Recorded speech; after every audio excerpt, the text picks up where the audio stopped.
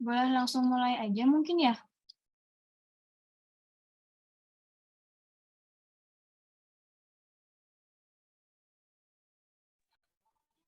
Sok boleh teh.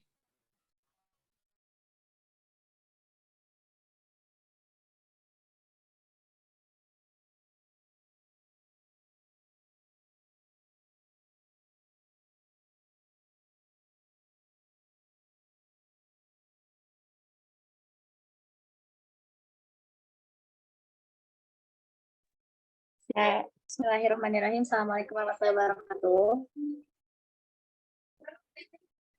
Waalaikumsalam warahmatullahi wabarakatuh. Oke, langsung aja ya. Bismillahirrahmanirrahim. Di sini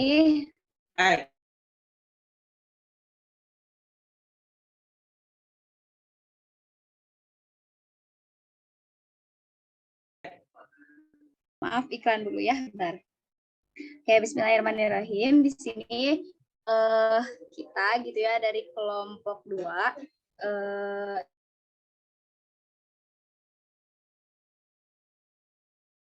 itu observasinya ke era visi dari era Mubarok yang pertama visinya yaitu terwujudnya anak soleh solehah yang kreatif, aktif, komunikatif, dan inovatif sesuai dengan tahapan perkembangan anak. Untuk misinya dari RA Mubarok itu yang pertama mendidik anak secara optimal sesuai dengan kemampuan anak, yang kedua melaksanakan pembiasaan kegiatan yang agamis, yang ketiga melaksanakan pembelajaran kreatif, aktif, komunikatif, dan inovatif, yang keempat menyiapkan anak didik ke jenjang pendidikan dasar dengan ketercapaian kompetensi dasar sesuai tahapan perkembangan anak. Next.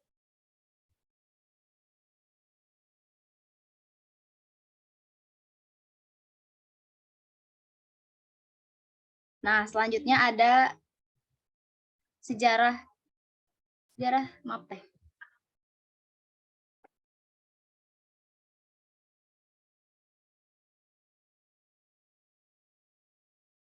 Nah, sejarah era Al-Mubarok. Sebelum berdirinya era Al-Mubarok, di Al-Mubarok sendiri telah terbentuk madrasah yang dimiliki oleh Kiai Haji Nurul Gaos, yang dimana beliau merupakan ayah dan kepala sekolah yang diwawancarai. Nah, pada tahun 2000, kepala sekolah yaitu Ibu Mari berkeinginan untuk mendirikan TK. Maka pada tahun 2000, Ibu Siti Mari mendirikan TK dengan arahan dari bapaknya. Pada saat itu, Ibu Mari dan Ibu Herlina mengajar di TK tersebut sambil kuliah. Tak lupa dibantu dengan tetangga yang kebetulan bekerja dan menjabat di Kemenag, itu mengajak TK Al-Mubarak untuk bergabung dengan Kemenag. Dan alhamdulillah pada tahun 2003 sudah resmi bergabung dengan Kemenag hingga sekarang.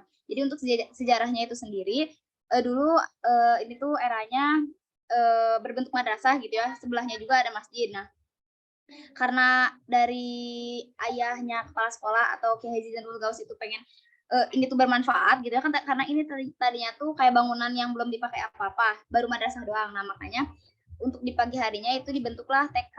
Makanya pada saat itu Ibu Siti Mari dan Ibu Herlina membangun beserta 10 pendidik yang lainnya membangun TK ini gitu. Nah, di tahun 2000 itu belum bergabung dengan Kemendag, tapi pada saat 2003 itu diajak sama tetangga sendiri gitu yang bekerja di Kemenag itu mengajak untuk bergabung sama Kemenag. Akhirnya sudah resmi lah di TK Al-Mubarok RA Al-Mubarok itu di tahun 2003 hingga sekarang di Kemenag. Next.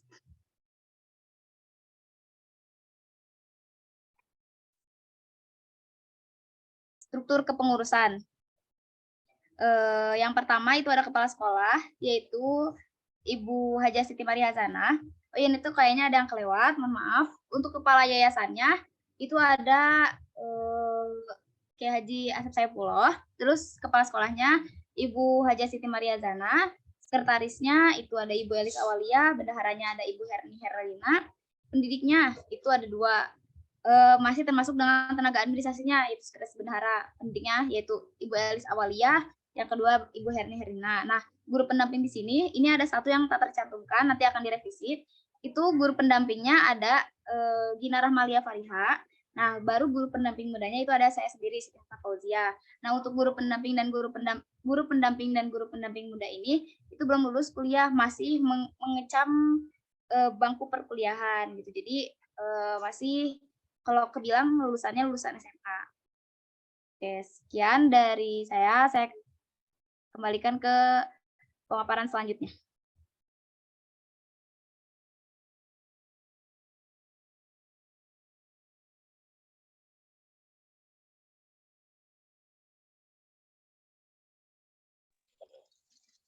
Baik, selanjutnya saya di sini akan menjelaskan mengenai pendidik dan tenaga kependidikan di era Al-Mubarok.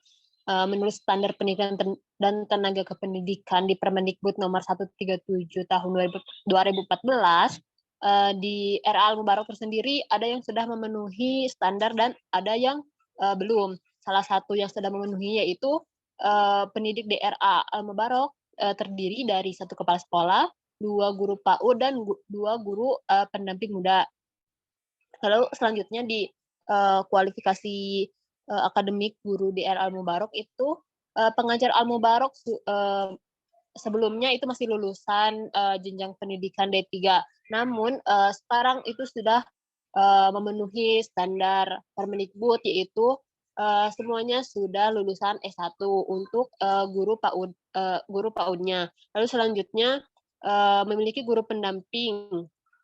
Di sini kekurangannya atau yang belum memenuhi standar yaitu yang sudah dijelaskan juga oleh teman saya sebelumnya, guru pendamping itu masih menempuh pendidikan yang dimana berarti mereka masih lulusan SMK, belum lulusan S1 jurusan PAUD atau pendidikan anak usia dini. Lalu selanjutnya itu pengawas. Pengawas di era Al-Mubarok sudah mendapatkan sertifikat dari pemerintah dan berkecimpung di BAN PNF yang berhubungan dengan akreditasi. Pengawas juga sudah memiliki kompetensi dalam hal manajerial dan betul-betul tahu bagaimana cara memanage contohnya ke sekolah, ke anak, karena awalnya sudah berkecimpung di RA. Kepala sekolah di RA Al-Mubarok juga tidak ada batasan usia karena masih yayasan keluarga. Namun tentu saja sebelumnya itu sudah menawarkan ke guru-guru yang lain, namun belum ada yang sanggup menjadi kepala sekolah.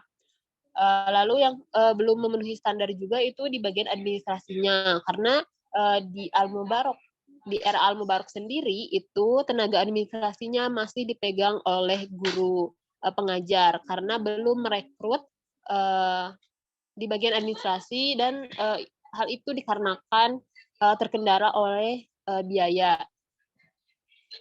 Selain dari itu, alhamdulillah guru-guru di era Al-Mubarok itu sudah sesuai dengan standar pendidik dan tenaga kependidikan di Permendikbud nomor 137 tahun 2014. Sekian, selanjutnya saya kembalikan kepada moderator. Kembalikan ke presentasi selanjutnya.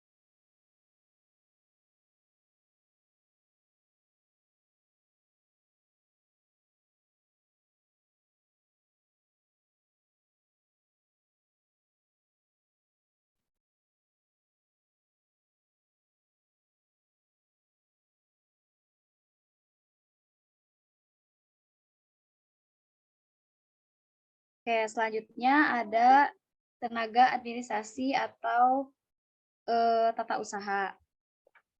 Nah, di Al-Mubarok sendiri tenaga administrasinya tadi seperti yang udah saya bilang sebelumnya itu masih belum ada khusus gitu sih, tenaga administrasinya masih menggabung dengan apa pekerjaannya sebagai guru gitu.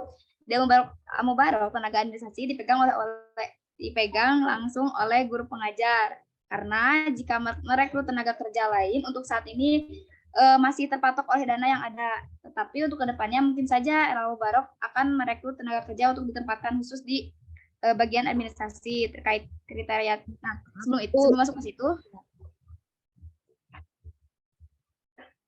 itu kenapa, tadi Mas? sudah include ke yang standar pendidikan tenaga kependidikan. Apa? Itu yang tenaga administrasi atau tata usaha itu udah termasuk ke dalam standar pendidik dan tenaga kependidikan yang tadi saya sudah jelaskan. Oke, next deh Tia.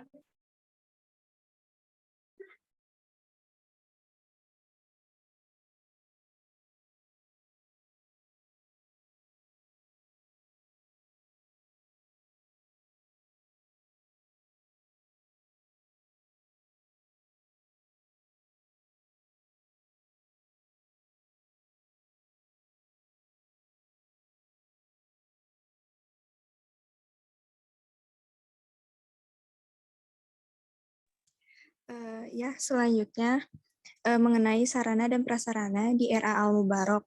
Tadi sama ya, hampir sama sudah dijelaskan oleh Mariam tadi gitu ya. Sarana dan prasarana ini termasuk dengan standar pendidik dan tenaga kependidikan. Nah, di sini aku mau menambahkan saja gitu ya. Jadi sarana prasarana yang ada di RA Al Mubarok kurang lebihnya sudah menyediakan tempat bermain, lingkungan yang bersih dan juga nyaman. Juga menyediakan alat permainan yang sudah sesuai dengan SNI yang dapat menunjang perkembangan peserta didik. Nah, di RA Al Mubarok ini belum bisa menyediakan sistem pembelajaran sentra karena dikarenakan kelas RA yang masih bergabung dengan DTA.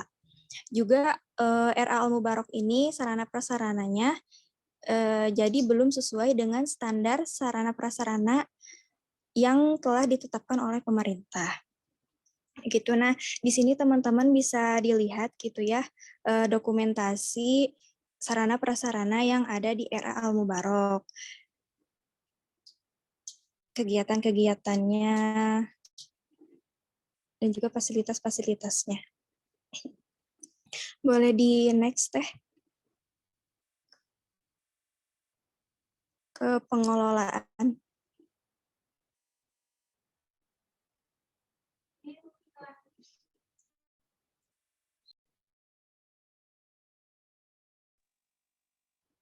Ya, selanjutnya mengenai pengelolaan di RA Al Mubarok. Nah, di RA Al Mubarok ini dalam kegiatan belajar mengajarnya dimulai dari jam 8 pagi sampai jam 11 siang, dari hari Senin sampai dengan hari Jumat. Kemudian dari kurikulum pembelajarannya, dalam proses pembelajaran, RA Al Mubarok ini mengikuti arahan di bawah Kemenak yang menggunakan kurikulum 2013. Tetapi sekarang sedang mempersiapkan untuk menggunakan IKM atau implementasi kurikulum Merdeka. Karena baru-baru ini gitu. Jadi dari RA Al Mubarok itu, dari pihak RA Al Mubaroknya itu baru-baru ini gitu sudah melakukan sosialisasi agar kepala sekolah dan pendidik mengerti terkait kurikulum baru yang akan digunakan. Kemudian di dalam pembelajaran di RA Al Mubarok ini sudah memakai perencanaan dalam kegiatan belajar seperti program semester, RPPM, saintifik, dan RPPH. Mungkin sekian yang dapat saya paparkan mengenai hasil observasinya. Selanjutnya akan dipaparkan kembali oleh Teh Tias. Kepada Teh Tias saya persilahkan. Ya, baik. Suara saya terdengar? Terdengar. Oke. Selanjutnya itu dari pengelolaan di RA Al Mubarok sesuai dengan Permendikbud tahun nomor 137 pasal 33 dan ini di pasal 34-nya mengenai standar pengelolaan pendidikan anak usia. Ini meliputi Yang A-nya perencanaan program. Nah, di sini RA Al-Mubaraknya itu sudah melakukan perencanaan melalui program semester yang tadi dijelaskan oleh Novita, lalu ada RPPM, RPPH, dan yang lainnya. Nah, di sini prosesnya itu dibuat dari awal apa ya? Awal kegiatan akan berlangsung gitu ya, dari apa sih namanya tuh?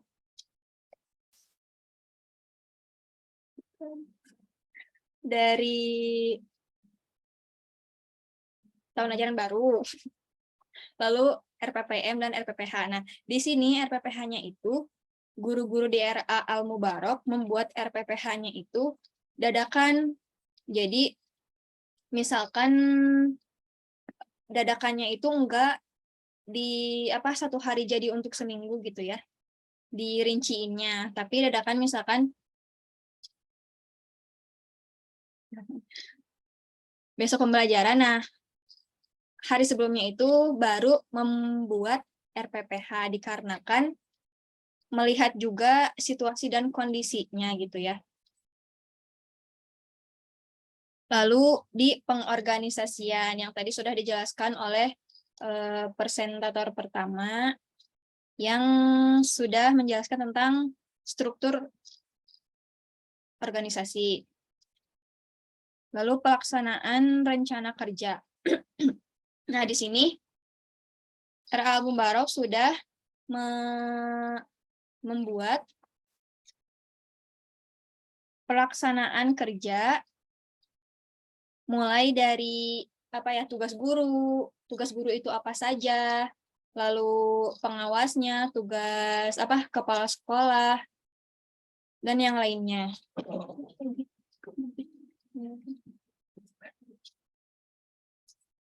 Lalu di pengawasannya juga. Nah, terus di sini ada penilaian tentang penilaian ya, ada penilaian per bulan, penilaian per minggu, dan juga catatan anekdot, penilaian harian juga. Nah, di sini penilaiannya itu untuk bisa apa ya? Supaya guru-gurunya tahu perkembangan dari anak didiknya tersebut.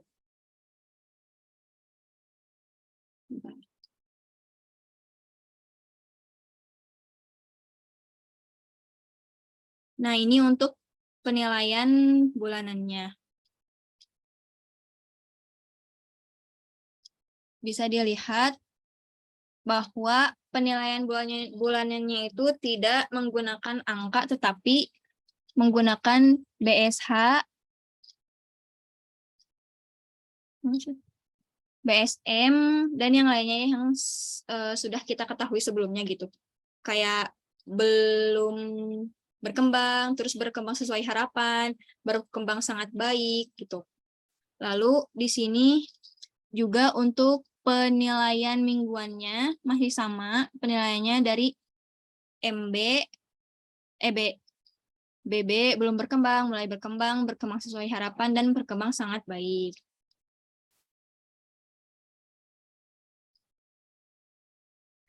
Lalu di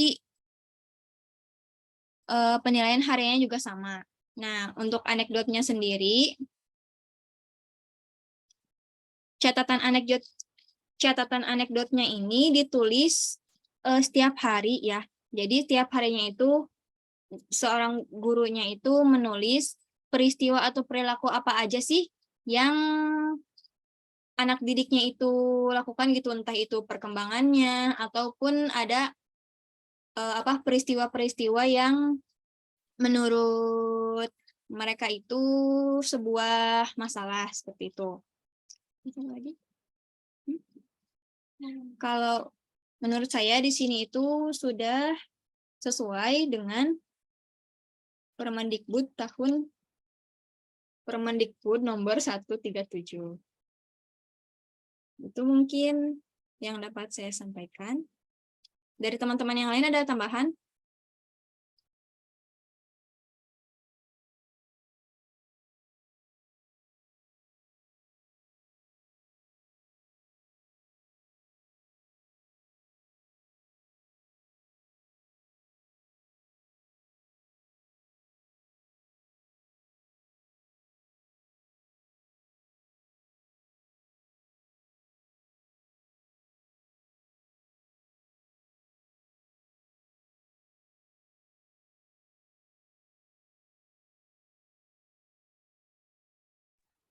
Mungkin udah cukup Teh Ti.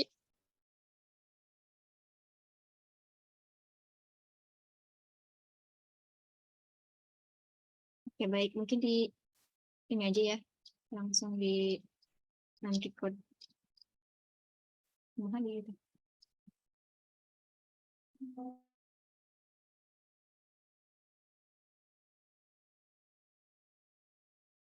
Untuk pemaparan materi dari kelompok hasil observasi, selanjutnya teman-teman bisa langsung ke YouTube buat nonton hasil observasi 2 kelompok. Jangan lupa buat komen, like, and share-nya.